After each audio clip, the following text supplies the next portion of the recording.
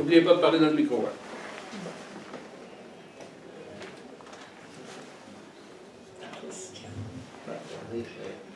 Bon, on a le premier. Les bourgeois. Ensuite, Un deuxième. ça sera lui. Bonjour. C'est pas une question de concept, c'est une question de référence. Là. Quand vous avez commencé votre présentation, vous disiez que ça recoupait plusieurs pans de connaissances. Est-ce qu'il y a des livres de vulgarisation, semi-vulgarisation qui existent? Parce que je vois que ce que vous dites, c'est quand même des découvertes assez récentes, je pense. Oui. Est-ce qu'il y a des livres qui existent que vous pouvez nous suggérer qui pourraient nous amener à revoir ça ou à aller un peu plus loin? Oui, il y en a quelques-uns, mais alors, c'est ça, comme c'est des découvertes récentes, puis des choses qui vraiment survoleraient tout ça. En français, il y a Pascal Pic qui a beaucoup écrit sur la question, avec beaucoup d'ouvrages de vulgarisation.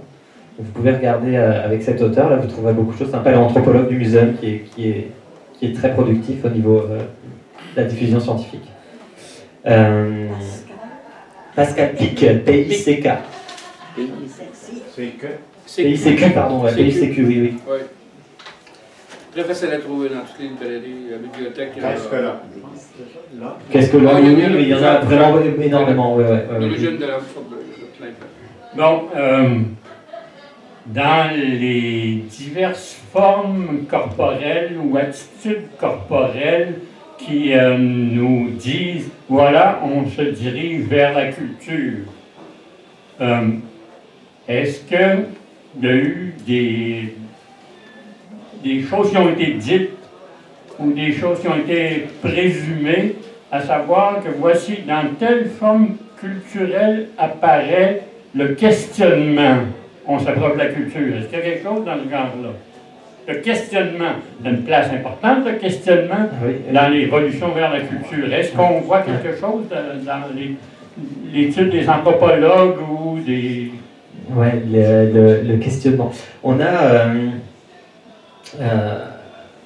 il y a eu toute un peu une mode, entre guillemets, c'était d'essayer d'apprendre aux grands singes les langages des signes.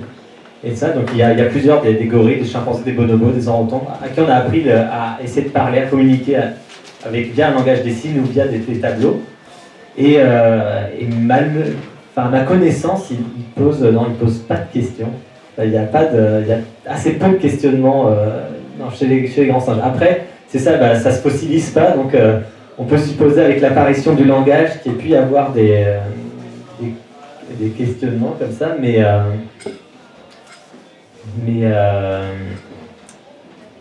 pas avant. Pas avant le langage. Mais pas avant le langage, non, c'est ça au niveau corporel.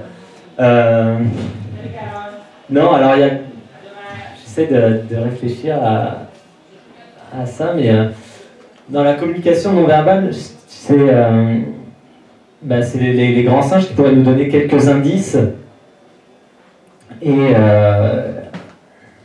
alors quand ils communiquent, on peut avoir des choses comme de la quémande par exemple, on peut avoir des appels au secours, des appels à l'aide, on peut avoir des choses comme ça, mais pas de questionnement comme ça, non, j'ai pas d'exemple particulier. Ça a l'air d'être quelque chose de très...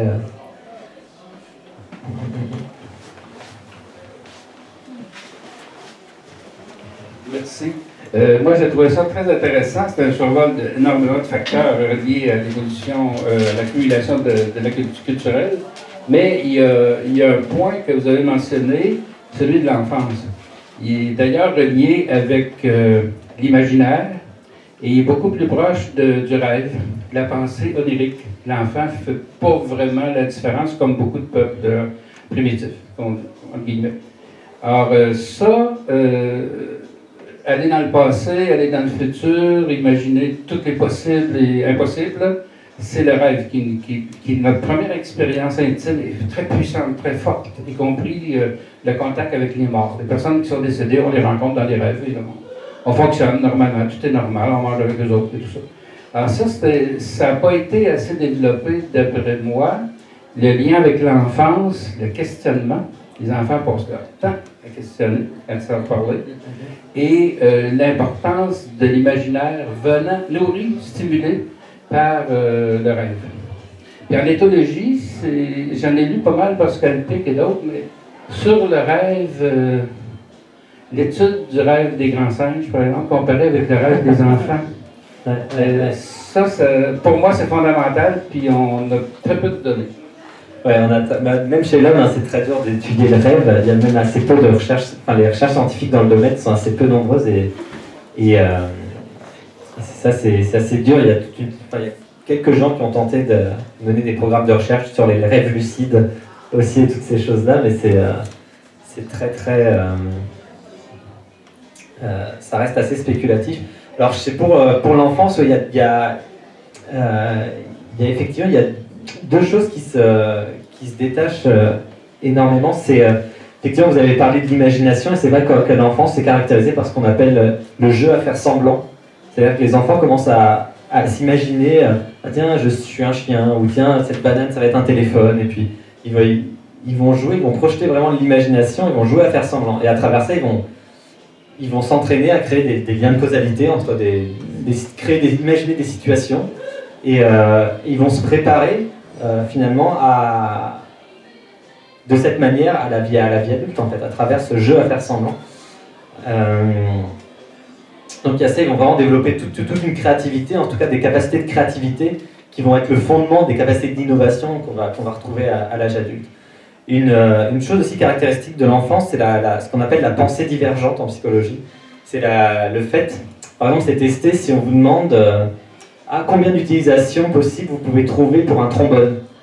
Alors les gens vont imaginer, en général, si on leur laisse un peu de temps, 5 ou 6. Ah tiens, je sais pas, on peut en faire une boucle d'oreille, on peut essayer de crocheter une serrure, on peut en faire un fil de fer, un anneau, que sais-je. Mais si on en demande à des enfants, ils vont en trouver 60, 80, puisqu'ils vont voir ce qu'on appelle la pensée divergente, c'est-à-dire mais si le trombone il est en nougatine, on peut le manger, s'il est flexible, je peux en faire une catapulte, s'il fait 20 mètres de haut, ça va être, je peux en faire une échelle. En fait, ils vont repousser les limites. En fait, nous, notre trombone, on est très finalement, on s'auto-censure énormément, alors que et ça, cette pensée divergente, c'est quelque chose de très caractéristique de l'enfance.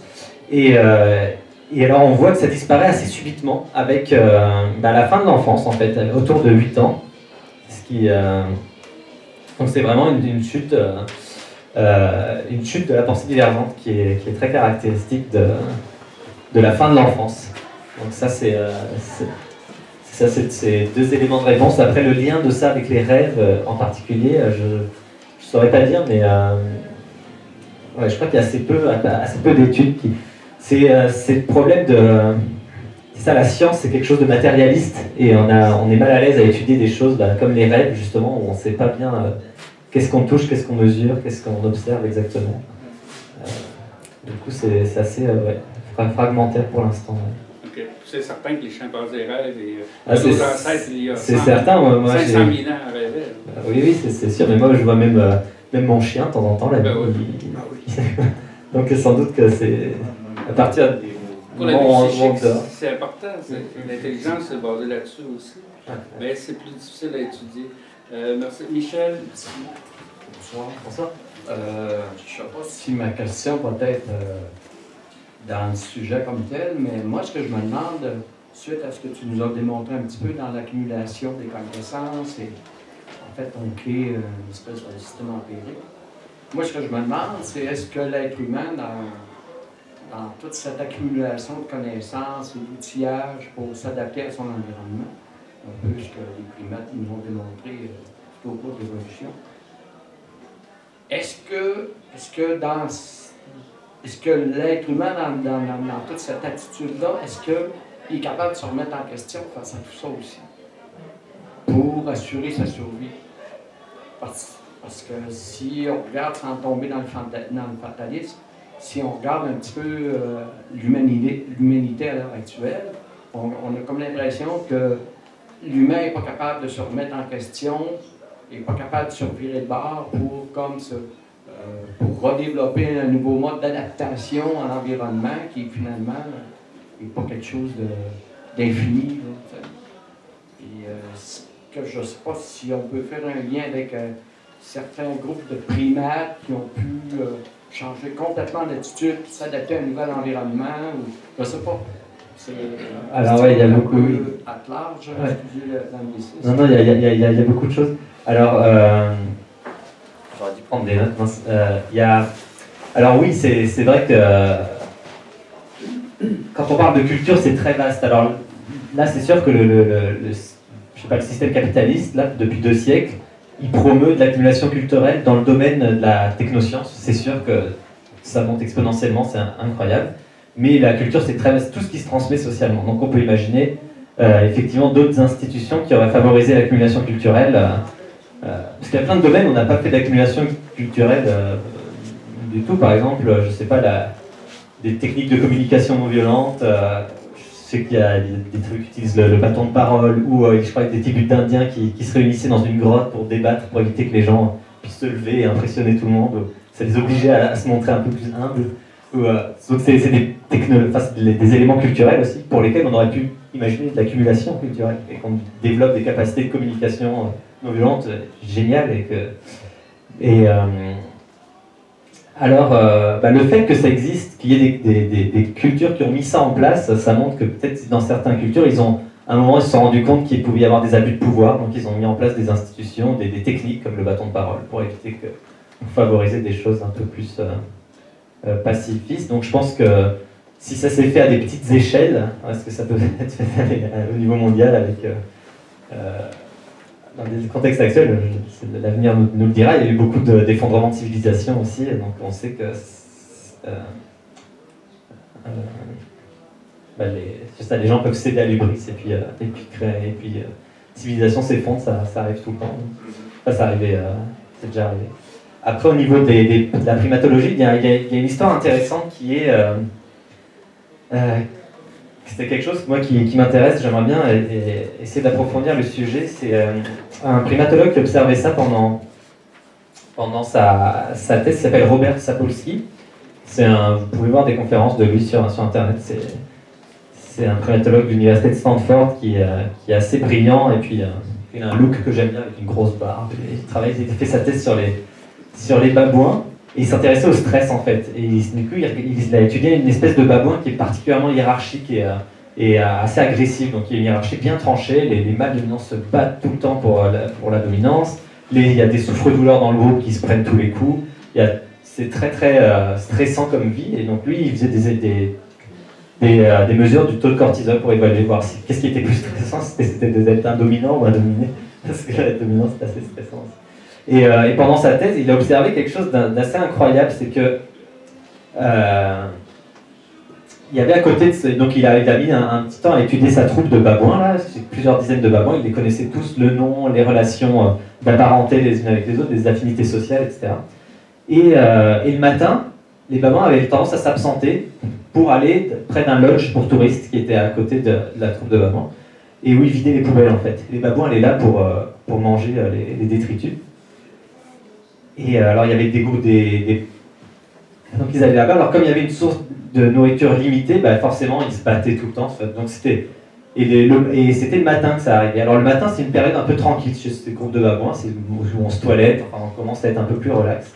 Alors c'est surtout les dominants et les mâles un peu agressifs qui n'étaient pas très portés sur le toilettage, tout ça, qui allaient là-bas pour se taper dessus et manger la nourriture jetée par le lodge qui allait. Et ce qui s'est passé une fois, c'est que la viande qui était déposée était contaminée par la tuberculose. Et en fait, tous les babouins qui ont mangé cette viande sont morts en fait.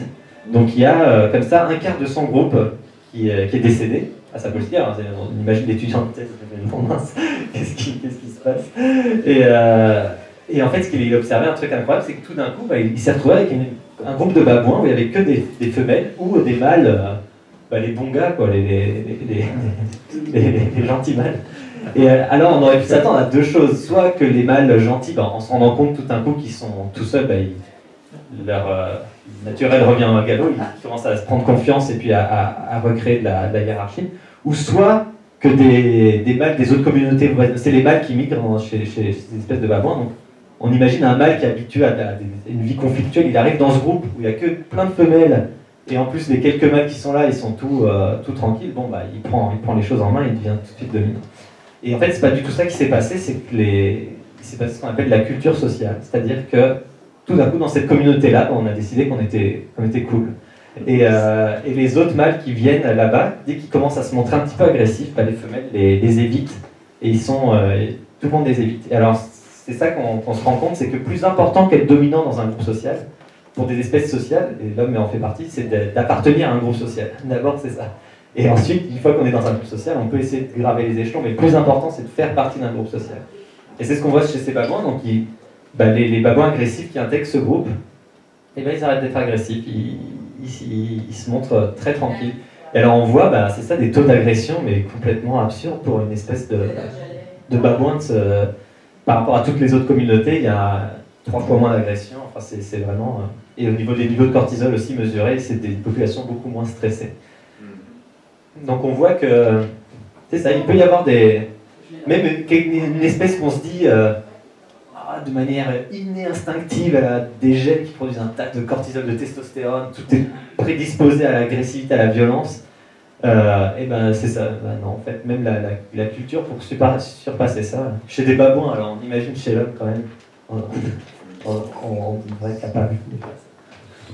J'ai lu cette observation-là, et l'interprétation que j'en tirais, c'était que les femelles remplaçant les mâles agressifs au niveau de l'autorité, qui ont une influence sur les petits aussi, et sur les mâles, les bons garçons, ça aurait été plutôt une culture plus féminine, plus femelle. C'est comme ça, moi, je l'avais compris. Et puis là, vous racontez, c'est la même histoire, c'est la même observation. Oui, c'est vrai, mais alors cette population, elle est étudiée depuis 20 ans maintenant, et du coup, il y a plein de mâles qui ont migré, et le sexe ratio est redevenu une communauté typique de babouins, en fait. Donc il n'y a pas plus de femelles que de mâles à l'heure actuelle. Ouais. Donc c'est ça, là maintenant, il y a quand même une hiérarchie normale de babouins, mais c'est juste plus relax. Alors ce qui est vrai, c'est aussi, c'est qu'on parle souvent de nos plus proches cousins, et on en a 2 des plus proches cousins, en fait. Parce que la lignée, on a quitté les chimpanzés il y a 6 millions d'années. Mais la lignée des chimpanzés, c'est scindé en 2 groupes, les chimpanzés nains, qu'on appelle les bonobos, et puis les chimpanzés communs, les chimpanzés. Et alors, on prend souvent l'exemple des chimpanzés, qui est l'animal politique par excellence. Une hiérarchie très forte, il y a des dominés, il y a des alliances, et tout ça, c'est vraiment... ils peuvent se montrer très violents. Et en fait, on se rend compte, en découvrant les bonobos il y a quelques dizaines d'années, que les bonobos, c'est les femelles qui dominent, et c'est une société très pacifique, très pacifiste en fait. Et ça, alors, ils sont connus pour régler tous leurs conflits par le sexe et la sexualité en fait. Mais ça fait que c'est les femelles qui dominent, parce qu'elles sont plus petites que les mâles, mais elles sont soudées entre elles. Et puis c'est ça, bon, ils détournent leur violence par des comportements sexuels. Après, est-ce que ça, c'est le fruit d'une culture sociale qui est apparue à un moment chez cette espèce, ou si c'est je sais pas, ou si c'est depuis toujours, ouais, mais on sait pas. Okay. Parce que des bonobos en fait c'est arrivé dans des zoos à un moment, les zoos faisaient un peu n'importe quoi, ils mettaient tous les singes ensemble et bon, les bonobos qui sont dans un groupe de chimpanzés, ils se comportent comme des chimpanzés à un moment, ils ont cette flexibilité. Et justement, avant d'arriver avant d'arriver au stade de la culture, il fallait que le cerveau se développe. Et j'ai vu quelque chose qui semblait très banal. Essentiellement, l'auteur disait que s'il n'y avait pas eu des cailloux ou des petites roches, notre cerveau ne se serait jamais développé. Et l'idée est que quand les membres de l'espèce, on se sent aperçu que tu peux prendre un caillou ou une petite roche et la garrocher sur un oiseau ou encore sur un fruit pour le faire tomber, que ça augmentait ses possibilités, c'était énorme. Là. Il n'y avait plus besoin de grimper dans l'arbre, il suffisait simplement de lancer un caillou ou une petite roche. Et ça, dans un premier temps, ça expliquerait la coordination extraordinaire qu'il y a entre la vue et les gestes. Et je pense que notre espèce, c'est une des espèces qui a ce niveau-là de coordination le plus élevé, entre c'est ça, la vue, les gestes. Et donc, quelque chose qui est excessivement banal, tirer des cailloux. Et comme l'auteur le disait, le tirage des cailloux, c'est sur des millions d'années. Alors, il y en a qui sont devenus très, très bons. Mais en même temps qu'ils devenaient très, très bons, c'est tout le système moteur de coordination et l'évolution du cerveau. L'idée étant que on est arrivé là où on en est, mais à cause de facteurs tellement peut-être insignifiants. Donc, des facteurs insignifiants, banals ou secondaires, on peut faire toute la différence. C'est ça l'idée. Avant d'arriver donc à toutes ces stratégies-là d'évolution culturelle et ainsi de suite. Alors, c'est plus notre évolution en doit peut-être plus à des facteurs insignifiants qu'à des étapes ultérieures qui étaient bien sûr fondamentales. Donc, j'avais trouvé ça très amusant de dire que s'il n'y avait pas eu de cailloux ou de petites roches, on n'en serait pas là. On n'existerait pas. Bah, ouais, tout à fait. Alors, c'est vrai qu'au début, j'avais montré il y a de la culture chez les grands singes qui utilisent des cailloux aussi. Ils cassent des noix, par exemple, avec ils ont le marteau et l'enclume. Il y a des techniques il y a une population qui utilise des techniques de chasse aussi avec des bâtons qu'ils enfoncent dans des trous ou niches des petits mammifères, des petits rongeurs. Et puis comme ça, ils les empalent et puis ils les récupèrent. Donc ils ont inventé une sorte de harpon aussi. Et oui, bah, tout à fait. Et c'est sûr que quand on est devenu, en fait, avec le lançage de cailloux, il y a quelque chose de beaucoup plus. C'est plus qu'un outil, là. Le lançage d'un caillou, c'est plus qu'un outil à ce moment-là. Là. C'est quelque chose, une étape de plus. Ouais. Alors c'est ça. Alors bon, j'en avais parlé un petit peu au début, mais c'était avec la terrestrialité, la bipédie, donc on est au sol. C'est vrai qu'on a plus accès à ce genre de choses. Aussi, on commence à être bipède, on a les mains qui sont plus libres. Et du coup, c'est sûr que c'est un bon point de départ pour développer toute cette coordination avec du cerveau et de la main, manipuler les outils, et ça donne une plus grande marge de manœuvre pour innover. Et puis, ouais, tout à fait. Deux questions. Une première, à savoir si au niveau initial du développement de la culture, si le fait de connaître une méthode ou d'avoir une partie de la culture, par exemple de la manipulation d'un outil ou quelque chose comme ça, si ça donnait du pouvoir à la personne qui avait cette culture-là, donc j'ai le pouvoir de transmettre ou pas, est-ce que ça donne une autorité au niveau de l'organisation sociale? Puis si je projette cette idée-là, on a développé des outils de transmission où on n'a plus la maîtrise du savoir. Si j'ai à démontrer comment tailler une pierre, je dois le montrer à mon voisin. On a développé des livres, des histoires, des vidéos, des plateformes Internet, où on transmet de l'information sans nécessairement la maîtriser.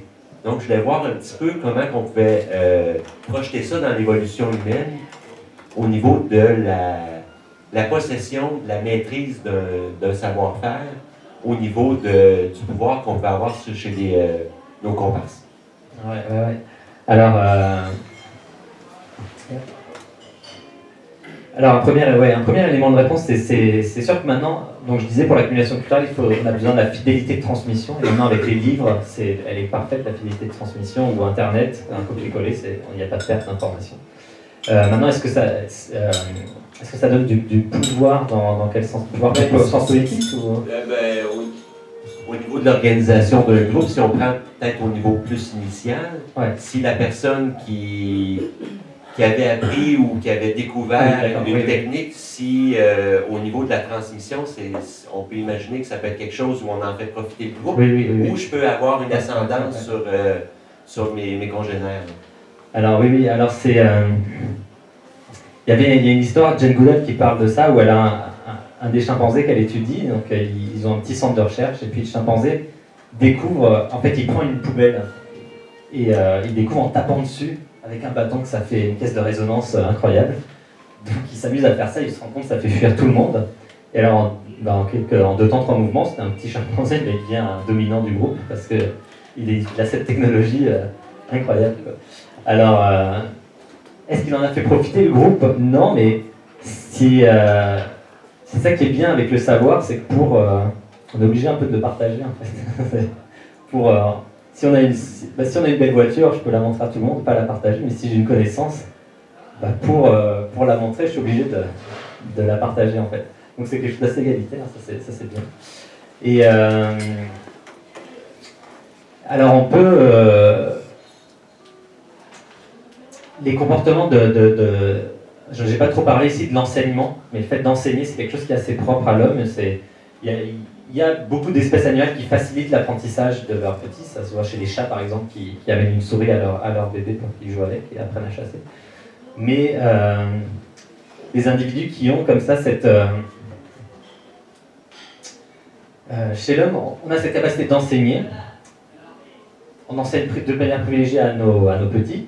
Donc c'est ça, on transmet, ils partagent nos gènes, donc il y a assez de donc ça c'est toute la question de l'altruisme au niveau d'un point de vue évolutif. Qu'est-ce qui sélectionne de l'altruisme? Parce que c'est vrai qu'on va faire bénéficier de choses.